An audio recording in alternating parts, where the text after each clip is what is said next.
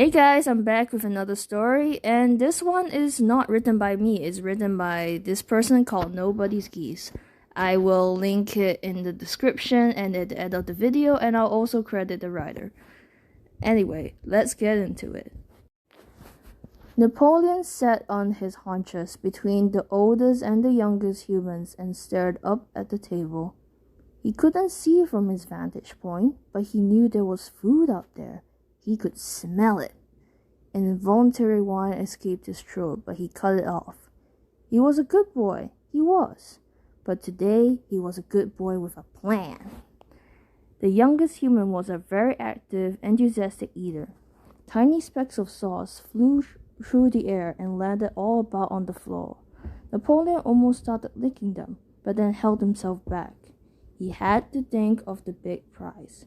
The table was vibrating, just a little, under the force of the youngest human's fork.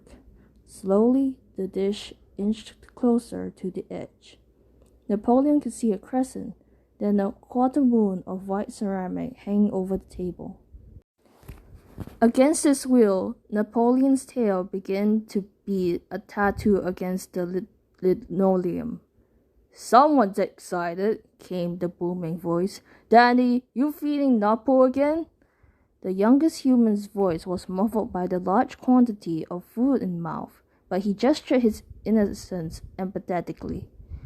By chance, his elbow bumped his plate sideways. From below the table, Napoleon saw the plate grow until nearly half the circle was hanging over the edge. Soon, it would topple. Soon, the meatballs would be scattered across the floor, and soon... No! The oldest human moved with parental swiftness, and the possibility of food disappeared along with Napoleon's view as he pushed the plate back onto the table. "Watch what you're doing," the oldest human said. "The dog needs to lose some weight." There it was, the dreaded words. Everything had been good before the human had begun saying that phrase. He also couldn't help but notice he had started saying it after visiting the vet. He didn't want to be conspiratorial, but that did seem like a big coincidence. "Okay, Dad." "Yup, the dog's gonna learn dinner time is for people only."